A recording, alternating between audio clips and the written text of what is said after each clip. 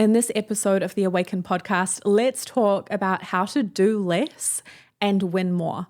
This is like the cheat code of the universe. If you feel like there aren't enough hours in the day to get everything done that you want to do, if you've been feeling like you've been pushing things uphill and trying to make things happen that aren't really flowing, then this whole conversation is going to be like a roadmap for you to reconnect to the abundant flow of support that is available to every single one of us. This way of being is going to help you to access more originality and creativity, as well as more life force, energy, and inspiration. Let's get into it. We hope that you enjoy this podcast. And remember, if you're getting value from it, like, share, and subscribe. Let's dive in. Welcome to the Awaken podcast, where we share practical spirituality for modern living. Join us as we dive deep into conversations about healing and transformation. Let's go. Here we are. It's that time again. It is that time. We are ready to go. If you're joining us at home, if you have a cacao, a matcha, a tea, or water, let's get it. You know how we do it. We take a deep breath in and we set our intentions. So if you want to join us, you can close down your eyes and take a nice deep breath in through your nose and out through your mouth.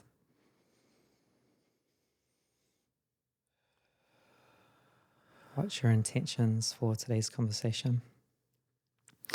My intention for today is to be fully present with what is needed to support the listener in really getting what's possible with this way of living and being. I think it can be a real game changer. So I'm excited. Yeah, my intention is to tap into the flow, to tap into the magic, and just allow things to come through naturally and organically as we explore this conversation. So I'm excited. Cheers to that. Let's go. Yum. That cacao is so good. So one of the things that comes up for me straight away around this conversation of how do we do less but win more? For me, there's this deep knowing that I have to be in alignment with my higher self, and I have to be attuned to my intuition, which is guiding me on the path of following the way.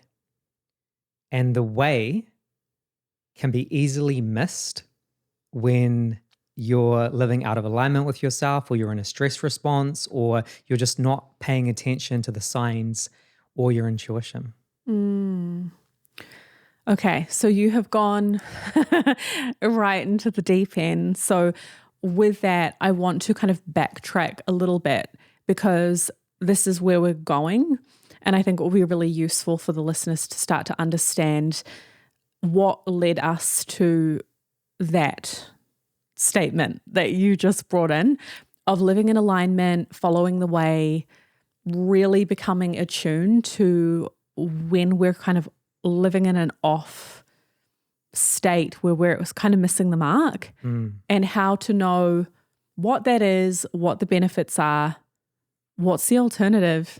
You know, how do we really line all of this up?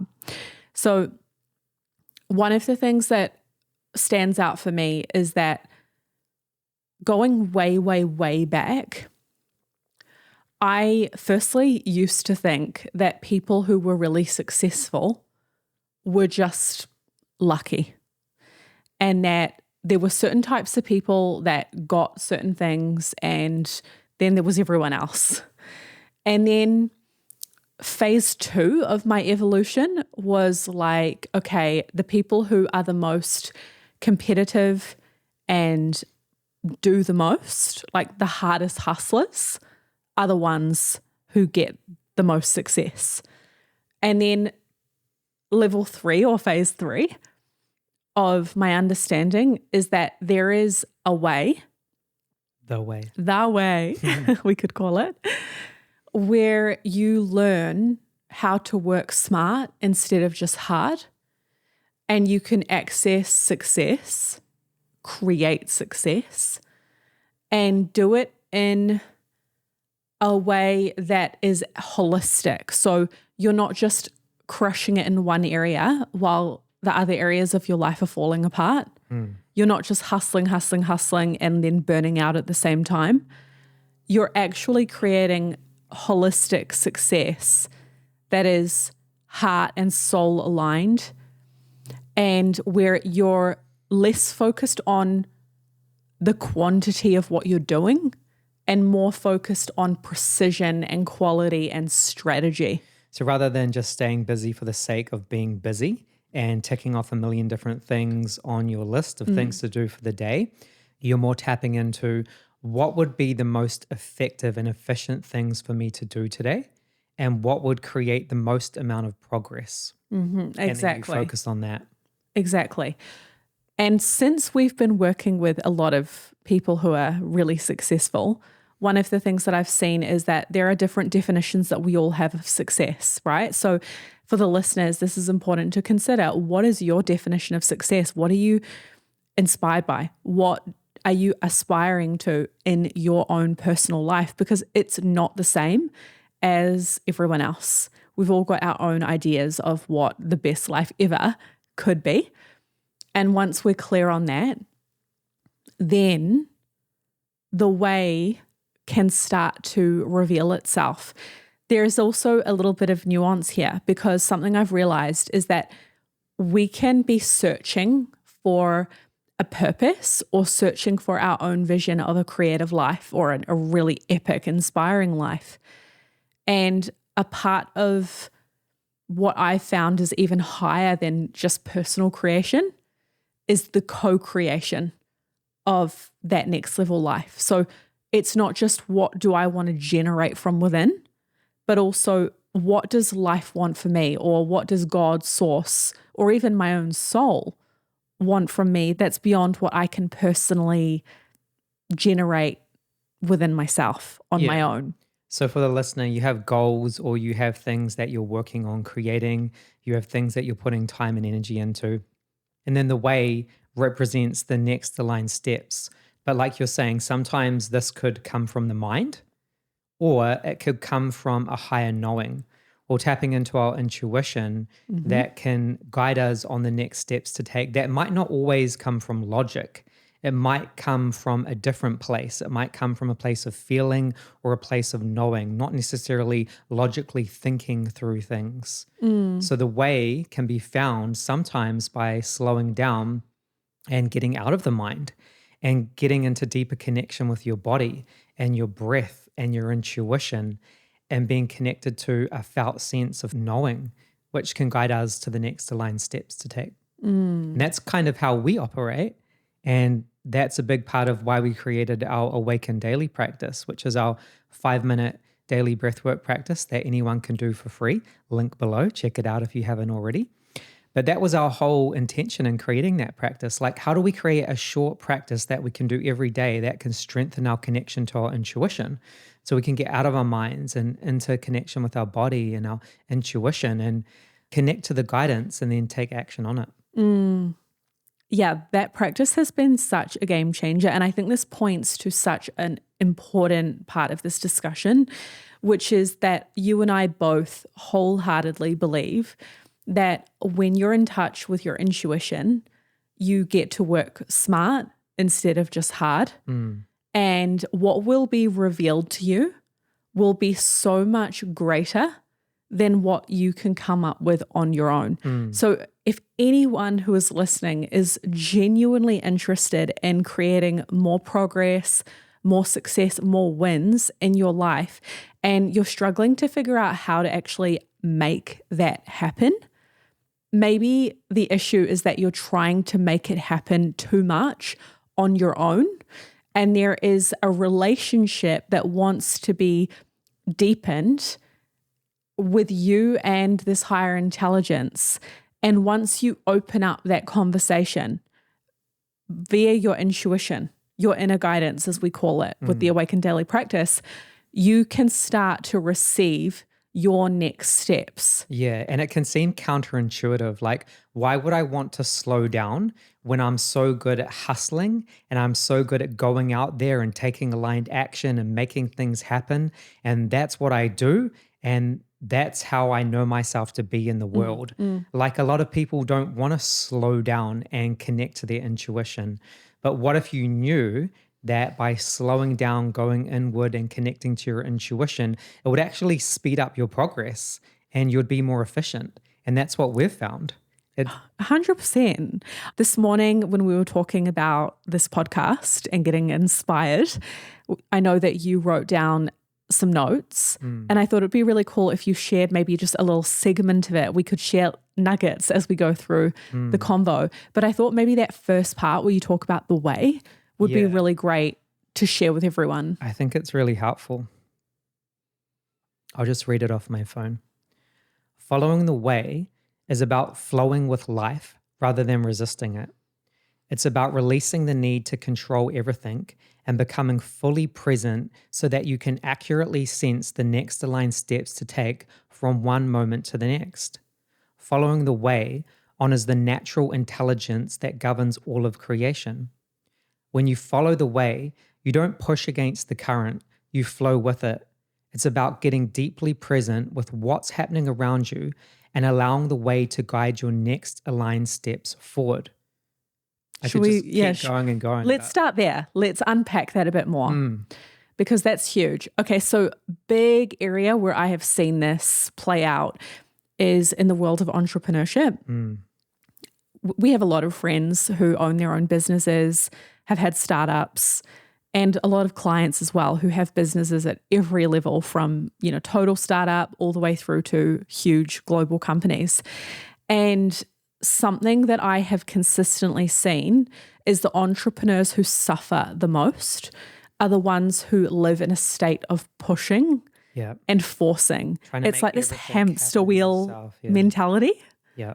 So let's talk about that. What have you noticed occurs with people who are in that mindset? Like, what are they believing? How are they showing up? What are the telltale signs that someone is not tapped into the way and they're relying too much on their own personal energy? Well, it's not that that can't work. It can work. It's just not the most efficient way of being in the world. Yeah, that's huge. So if you're trying to do everything yourself, it will get to a point where you are exhausted because you carry the burden of responsibility and the weight on your shoulders of trying to do everything yourself and thinking that it's all on you, when that's not the most efficient way of operating in the world.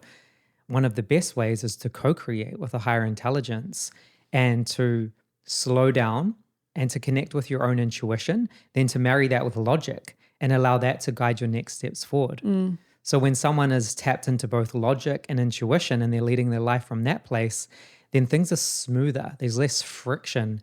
You're more in the flow and life is unfolding and you're listening and you're in that state of attunement to what wants to happen next for the highest good. I think something that comes to mind for me is that when someone is living out of touch with the way, they're out of touch with their own inner guidance and that stream of instruction from the divine, there is a tendency to look to the market, to the environment, to the industry for what is working and then attempt to replicate that. So something that is common is for entrepreneurs to be like, well, what is everyone else doing that's making money? Or what's getting likes? What's getting followers? What videos are going viral?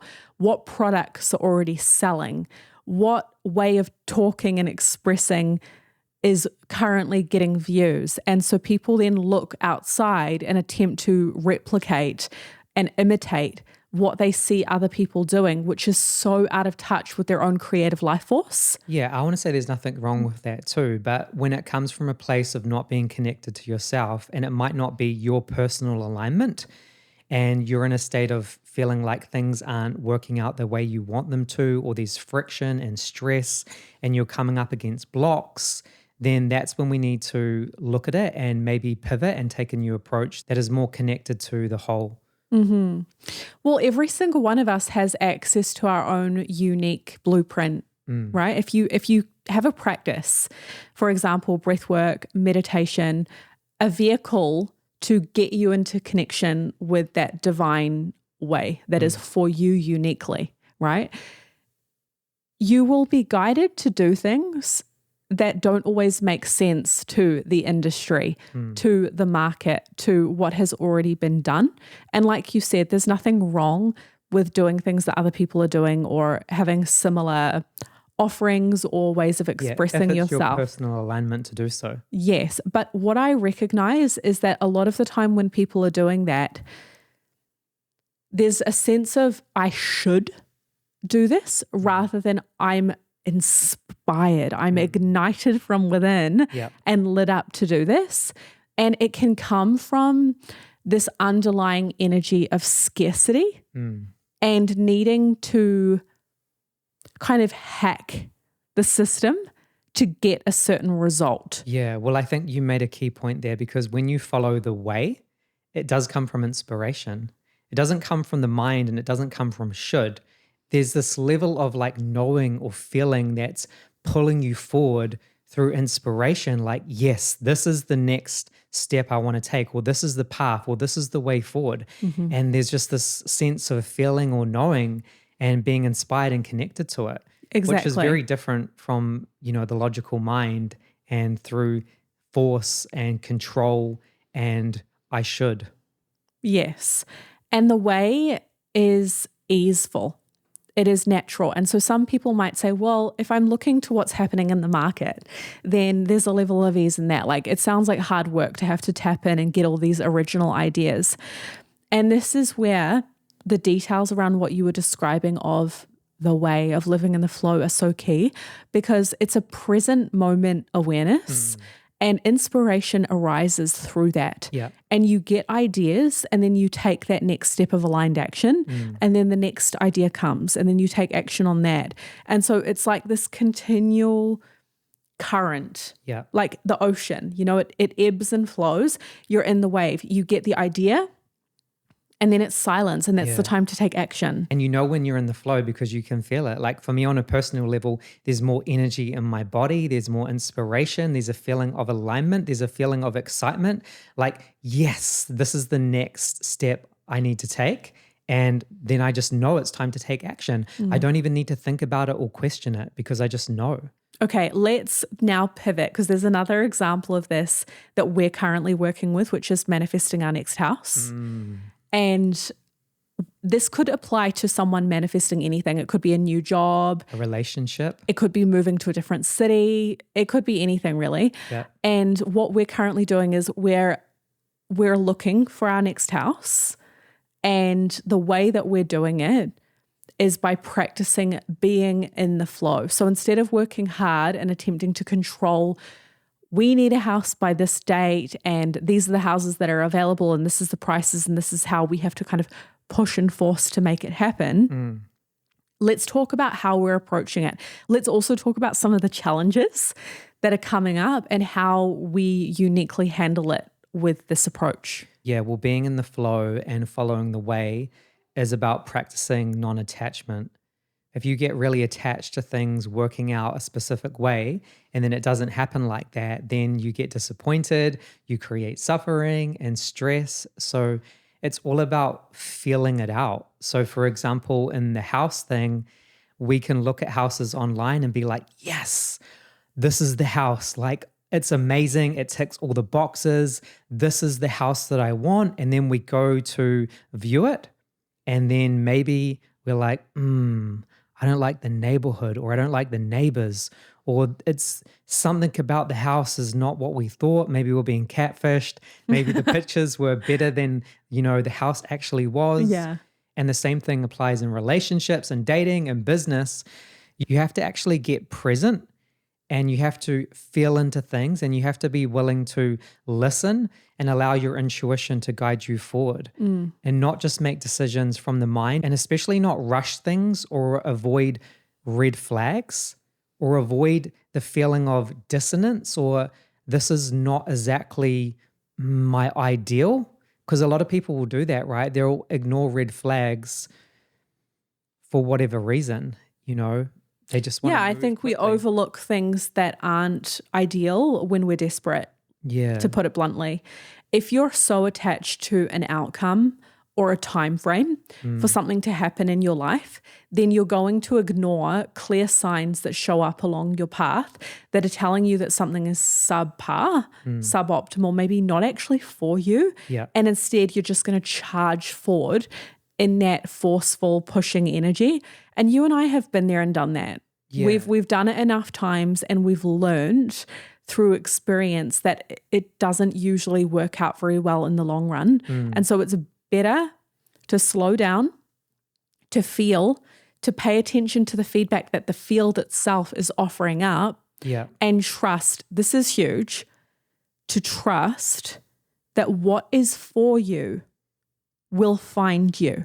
And sometimes it's really frustrating because what you think is for you, maybe not for you. Yeah. And then when you get that feedback, like, this isn't the house for me, this isn't the person for me, this isn't the career for me, this isn't the business relationship for me, this isn't the opportunity for me, it can be really frustrating. And we can feel that sense of misalignment, or like, damn, I wish it didn't have to be this way. But we have to trust, like you said, that maybe there's something better for us. Do you know what's wild? The other day I heard on a podcast someone say that they did a survey on people who got divorced, and they asked them, when did you know that this person was not for you? And they said, before we got married, or like on our wedding day, I knew, or when they proposed. So they knew all that way back, and they ignored it. They went through the whole process of getting married, committing to this relationship. They overrode their gut feelings, their intuition, the signs that were showing up, because they were so attached to an idea of this life. And in the process, they began to abandon or lose trust in that abundant support of the universe, and we could call it the divine creator. When you have a foundational belief that God is always looking out for you for the highest good, you live in a friendly universe, God wants you to win, you can trust the process. You don't need to grip or micromanage what is unfolding. Everything is going to work out for you as it is meant to. You have the freedom to let go. And this is something I also want to talk about more, because when we say let go, we don't mean do nothing, but we mean be present enough to let go of what you thought was for you, so that you can see what's actually emerging that's even better or even more true. Yeah. And when you're aligned with that, you move into a state of taking effortless action. You take action from a place of being inspired, and you just know that it's right for you. So the action that you're taking doesn't feel like push. It doesn't feel like hustle. It doesn't feel like you're doing it on your own. It's like, no, this is the feedback that the field, that life itself is showing me. This is what I need to do next. So I'm going to take action on this. And when you do that, there's this alignment that happens where life then reveals the next steps that you need to take on your path, and you're just listening to it. But that doesn't mean that this is easy to practice, because when life gets challenging, we all find safety in feeling in control. That's what we do as human beings, right? We love to be in control. So to let go of control and trust that our higher selves and life itself is guiding us sometimes is a lot easier said than done. Something that I've been reflecting on a lot lately is part-time faith versus full-time faith. And when we say, okay, I believe that I live in a friendly universe and I believe that everything is working out for me for the highest good, I know a lot of people, myself included, who go through stages of believing in that part-time. So it's like when things are good, when you're really diligent with your daily practices, you're like, yeah, of course, let's go. I believe it. When you get a blessing, you're like, yes, life is working out for me. And then the moment things get challenging or uncertain, where that faith is being required at a deeper level, it goes all out the window and it's like, no, I'm on my own. This sucks. Life isn't working out for me. I need to go into problem solving mode and fix it ASAP. Sometimes that's just a part of the natural process of getting back to the flow. You've lost your faith and connection to the way, and then life has presented you a series of challenges that are really opportunities for growth. But there's this temporary sense of feeling like a victim. Things aren't working out. You feel misaligned. You feel pissed off. You feel out of alignment. Then you've got to find your way back to your own personal alignment and the way, which for us is the practices. You know, we always come back to our breath work and meditation practice. And we use that to create the space to listen to what wants to happen next for the highest good. Well, what was interesting about this contemplation I was having on the part-time faith thing is it got me thinking about how religion and the structure of religious teachings can benefit people. I mean, we personally don't identify with a specific religion, but I think we resonate with a lot of different religions and the ancient teachings that they are from. And so what I got from this contemplation that I was in was that when you have a foundational structure or a teaching that you rely on to be like a roadmap for your way of living in the world, you can hand over a lot of the how to that structure. So for example, if you are a part of a religion where there is a baseline understanding that your prayers are answered and that when you are aligned with certain principles, there are certain outcomes that follow. There is a level of peace in that when you fully commit, right? And as someone who is maybe more spiritual, I think sometimes we can kind of dabble in and out of commitment to our faith. Sometimes we feel like we're totally on our own and we're like more in an atheist, human identified 3D mindset.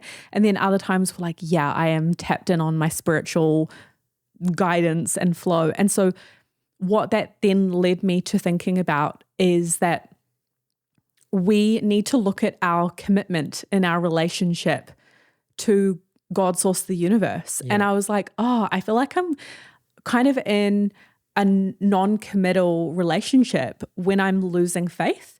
And that if I was to go all in and be like, you know what, I do know that I live in a universe that has my back. And I do know that I'm guided. And I'm just going to commit and I'm going to stop flailing and wavering on that. And I'm just going to decide that that's a foundational part of how I show up in the world. Then I think putting that to the side, it's like, okay, that's the background existence or framework of my life.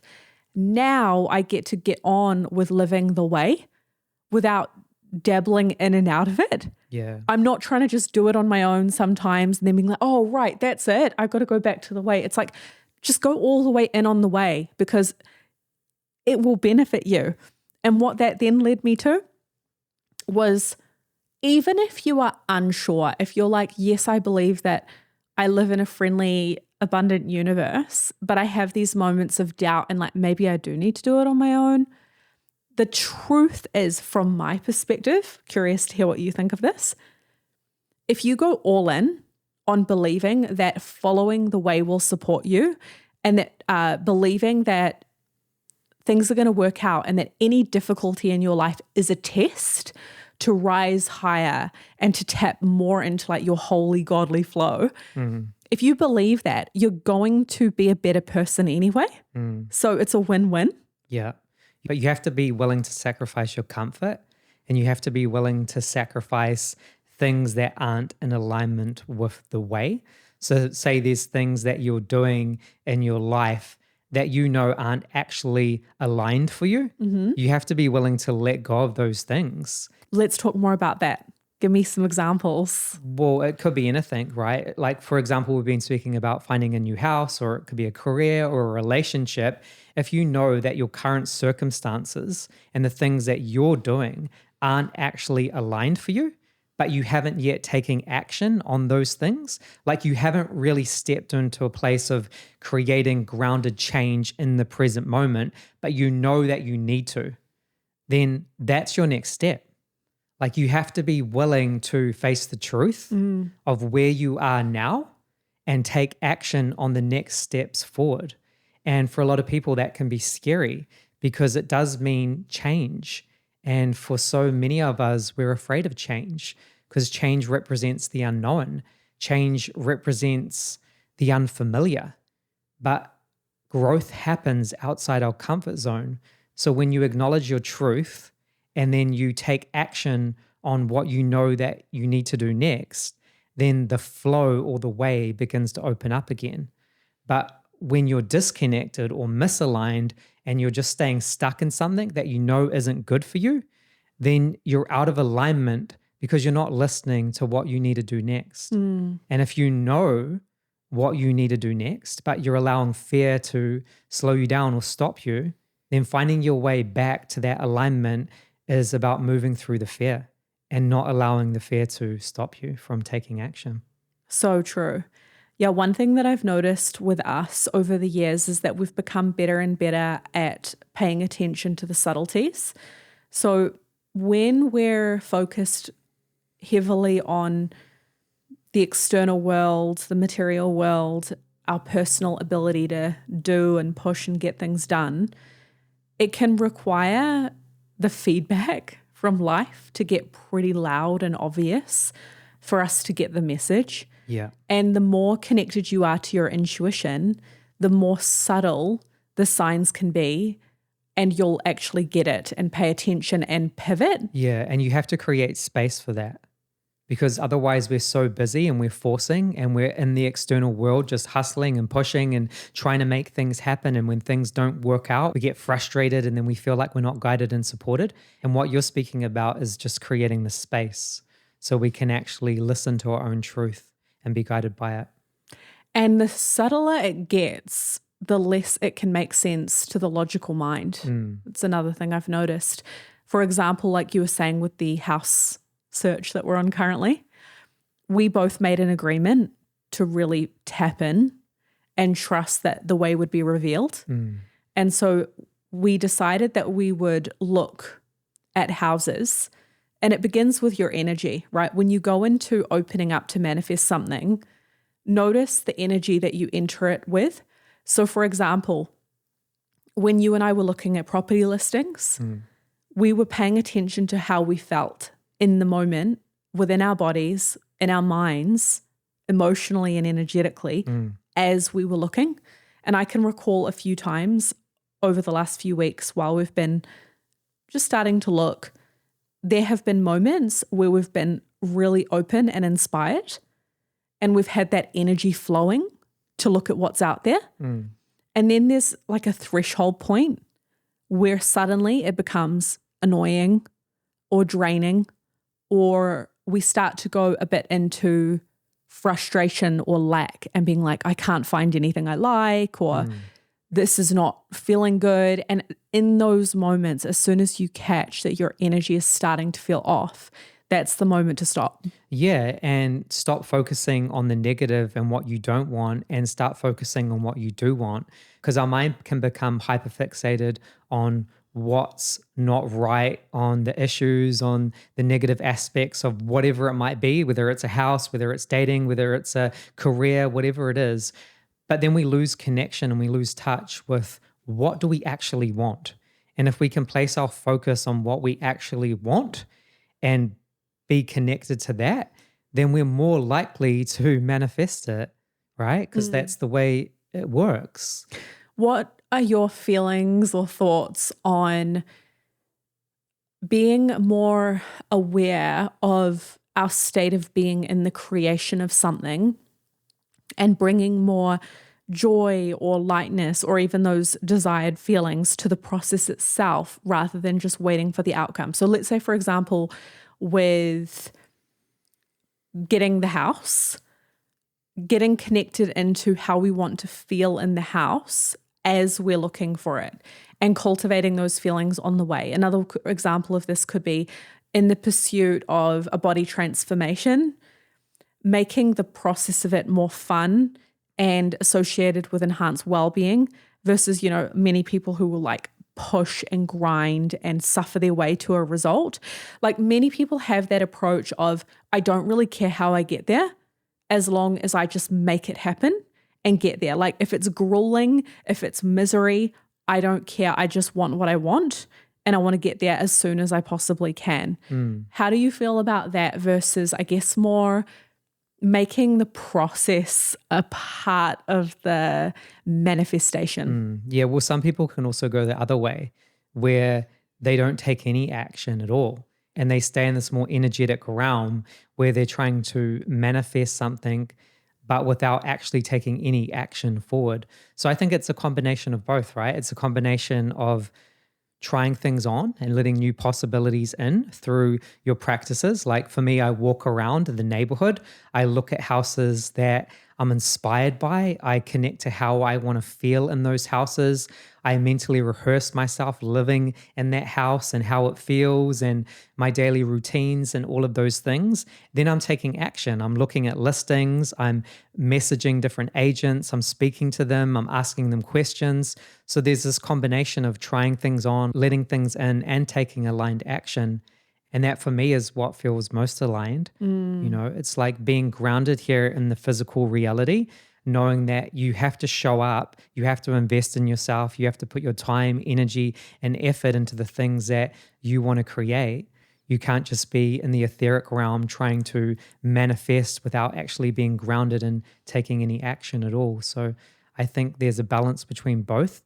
I think the thing that you're speaking into, though, where people lose themselves in the hustle and just being fully immersed and doing everything themselves, and they don't care about like the cost. Like, I'm going to stay up all night and I'm going to grind on this and I'm going to do this and that and I'm going to make this happen.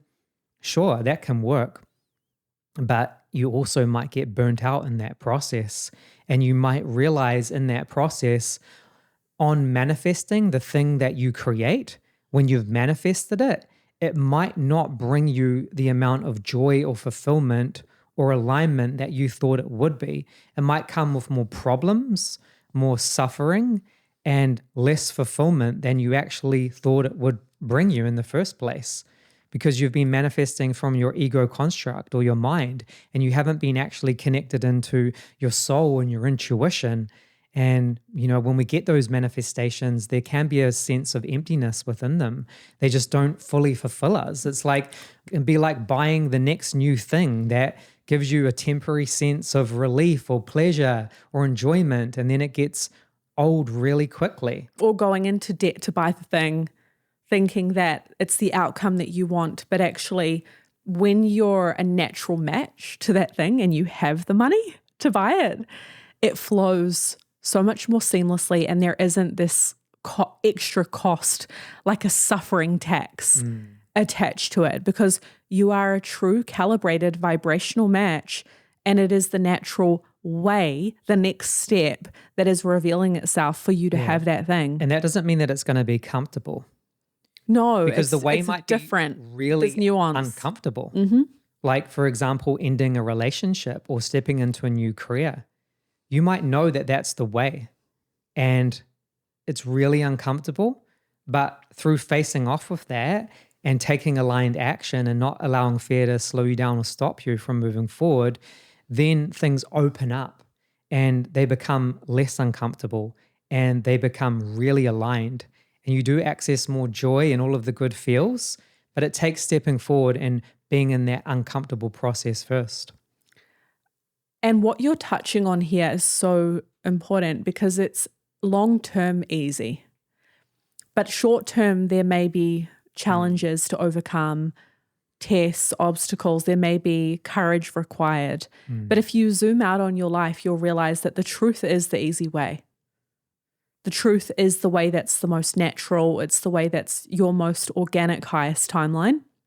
And so when you're radically honest with yourself and you're in the present moment listening to what is wanting to reveal itself and what is wanting to happen next, you're going to follow the way of truth, which is the way where the right doors open that are meant for you, not the ones that you've kind of faked your way or forced your way to have open that are actually creating energetic distortions and a life that might look good on paper, but feels really off inside. We all know that there are people out there that have that, where it sounds really good, it looks good on paper, maybe they've got money, they've got status, but it feels empty on a soul level. It's not fulfilling, it feels empty, it feels unsatisfying. Maybe someone has created a huge company or has this really impressive life or lots of assets or a really amazing body, but the way that they've gone about creating it has had major costs. There's been like an authenticity tax. They've abandoned themselves in the process and they've really lost sight of their deep down core values. Totally. They're totally stressed out and disconnected from their soul. And it all starts with the seeds of feedback that we're given that we ignore. Totally. Yeah. And for me, winning, like on the highest level, is being deeply connected to my soul and allowing my soul to guide me on my path.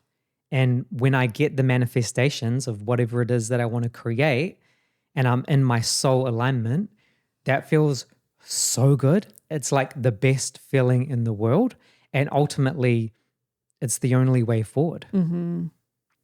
Something that I think is a huge misconception too is that in order to be successful, it has to be really hard and there's so much sacrifice and tension generated. So while I do believe that in order to create things and live our highest timeline, there are going to be tests and there are going to be challenges, I think that there is so much room for enjoyment in the process itself, for it to be fun, for it to feel inspiring, and for our nervous systems to be regulated and to experience relaxation along the way. Like we don't need to live in the state of clenching to get what we want and make it happen. Yeah, that comes down to your relationship with control though, and how willing you are to surrender to the flow and the way, and how willing you are to be uncomfortable.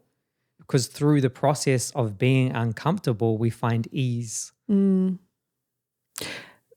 There's a symbol, right, in Taoism of the yin and the yang. And within the yin and the yang symbol, there is the seed of the dark and the seed of the light. And something that I notice is that when you are following the way, there is the presentation of these challenges and obstacles.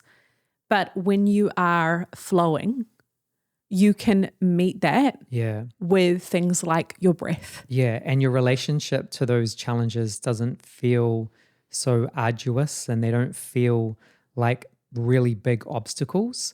They just feel like they're a part of the way. Like they're not an obstacle in your path forward. It's life redirecting you on the way, and then you can just surrender to the flow. And you don't get all tight and stressed out and dysregulated. You're like, no, this is a part of the way. Exactly. And you can surrender into that. Which comes back to the mind mastery aspect, because your reticular activating system, that part of your brain that is searching out for evidence of what you believe, is either looking for evidence of how you need to do it on your own, you need to make it happen, and how it's hard and you're suffering and it sucks and you're unsupported and all of that. Or your reticular activating system can be supporting you to find the seed of light or the sea of light. And that to me is represented in that yin and the yang, where when you are approaching life with that fundamental foundational belief of I am always supported and I'm going to follow the current that's guiding me for my highest good, you're feeling into, it's like testing the temperature. Where is the gift? And the gift might be so tiny and so far away and subtle, or it might be everywhere and like overwhelming you and so obvious. And life seasons are going to present us with all of it. And mind mastery is that commitment to go, no matter what I'm going through, I'm committed to finding the seed or the sea of light and allowing that to be what I'm in the dance with. And I'm going to continue to alchemize all of the challenges into something beautiful, wisdom, growth, resilience, grit, creativity, resourcefulness, humility, whatever it may be. And then when things are really, really good, I'm going to soak that in and allow myself to continue being present to what wants to happen next. Because another thing that we've seen, especially with entrepreneurship, relationships, fitness, just because you've attained a level of bliss or beauty or success doesn't mean it just stays. All energy is in motion. And so in order to maintain, the saying that we love from Tyler Perry, climb and maintain, climb and maintain. In order to climb and then maintain the success that you have, you've got to be present. The way is still going to call you to cultivate mastery, even and especially, I think, when things get good. You cannot get too comfortable and start to assume it's always going to stay that way. Let's talk about it. A part of mindset mastery on a really practical level is just practicing letting go of your own attachment to how things should be, and then grounding into the present moment of what life is presenting to you and being curious about that. Because life is showing you in the present moment, but so many of us will bypass that when we're attached to certain outcomes. That's a part of the process. And then climbing and maintaining is also about not being willing to settle, because so many people will just settle on what feels comfortable or what other people are doing around them, and they won't actually question whether they are capable of doing more, or if they know that they're capable of doing more, they won't give themselves permission to go after it and tap into their true potential. They sell themselves short. So climbing and maintaining is about giving yourself permission to tap into what you're capable of doing and accessing your true potential, which can only come from within. It can only come from this deeper knowing of being connected to yourself and what you know you're capable of, right? So that has to come through your practices. Right. No one can tell you what your next level is. No. People definitely can tell you what they think, though. Yeah. And it's important that you tune out that noise and you don't listen to people around you who have not done the things that you want to do. And you make sure that you are connecting into your higher self and you are tapping in to your own intuition and listening to that, and then following through and finding the way for you, like your personal blueprint, because that's so important, right? Otherwise, we can just get lost in the noise. Yeah, and the truth is that we are a part of nature, and nature goes through cycles and seasons, and that means that us as human beings also go through cycles and seasons. And something that I see is that we can get to a certain place in our lives where we get really comfortable and we get very attached to things being a certain way. Yeah. And we kind of cut ourselves off from the possibility of change being a good thing. And we associate ease with just keeping everything predictable as it is. But what if easy is actually to go with the flow and recognize change is required? Yeah, it might not be easy. It might be uncomfortable. But in truth, it's easier. Ultimately, it is easier. Because one of the laws of nature is entropy, which means if you don't accept that natural shift of the seasons where change is wanting to happen, governed by the creator, right? Like, hey, buddy, it is time for things to shift for you. You've had your season with this thing. It's time for something new to emerge. It might be subtle. It might be big. We don't know. But as soon as you start to fight that change, you are fighting the law of entropy, which is the season is over. It's time for the leaves to fall so that something beautiful and new can emerge. And when you start to fight that, here's what I've seen. It becomes painful. It becomes excruciating. Yeah. First, it's going to be subtle. It's going to be like a little energetic cue, like, hey, I think it might be time for something to shift. Tension, friction, feeling stuck, feeling a little unsettled. Feeling angry. Then suddenly it gets louder and louder and louder. And it's like, I'm miserable. Nothing's working the same as it did. I feel this really thing stuck. fell apart. And suddenly it can get really chaotic. Like instead of the person being like, okay, this relationship is shifting, suddenly it's happening to you. Yeah. Suddenly you feel like a victim. Suddenly you get a letter in the mail and it's bad news. And all of this is leading to ego death, aka ego evolution. Yeah. Because it's time. It's time for the seasons to change. An example of this that I heard the other day from a client was they said, I had been wanting to leave my job and I had been praying for an opportunity to move on from that job, let it go, and step more into the work that is my purpose. So they had been stalling and delaying on taking aligned action. And then they went to work and they got called into a meeting and they were made redundant.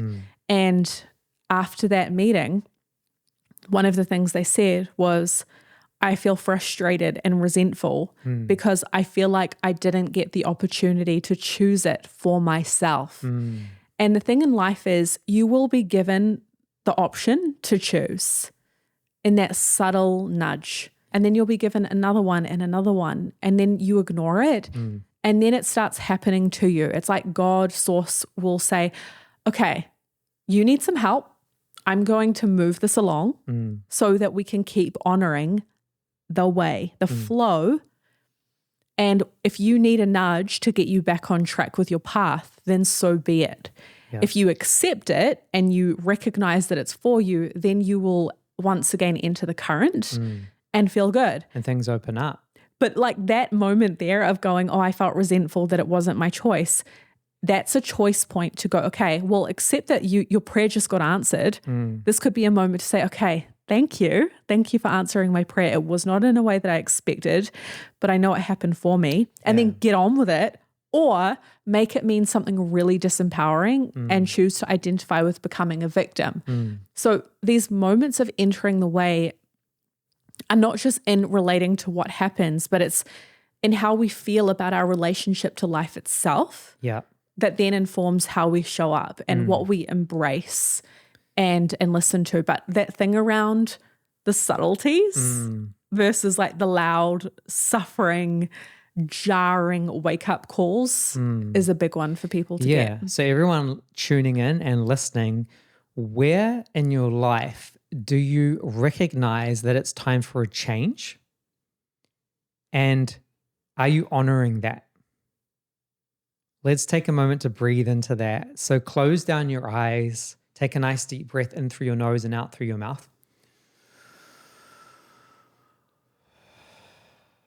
Where in your life do you recognize that it's time for a change?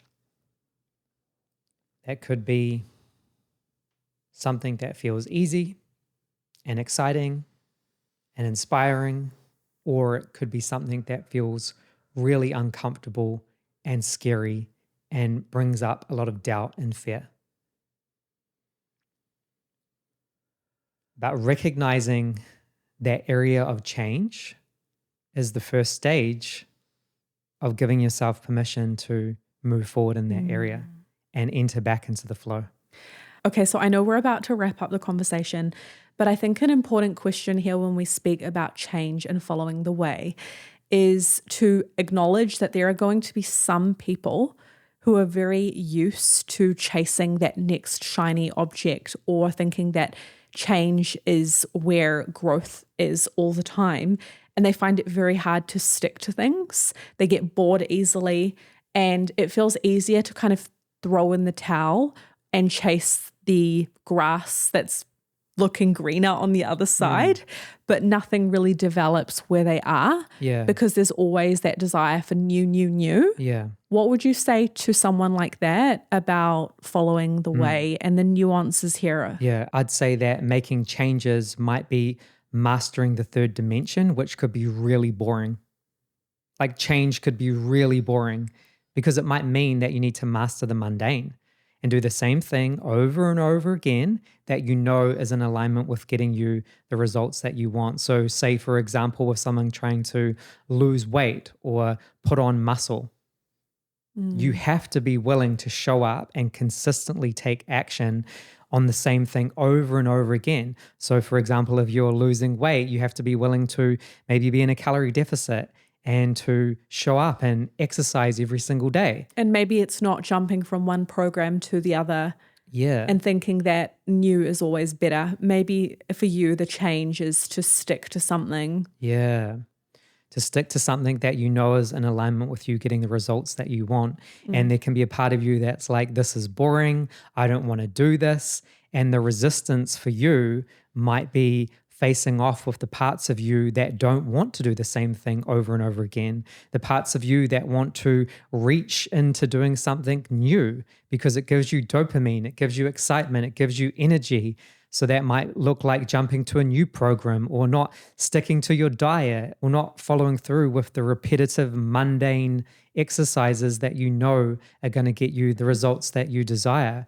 This could apply to literally anything.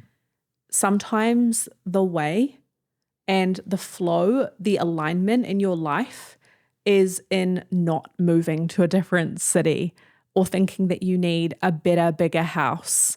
Sometimes it is in staying in the relationship and being consistent and letting something build and develop, which brings me all the way back to where we began this conversation.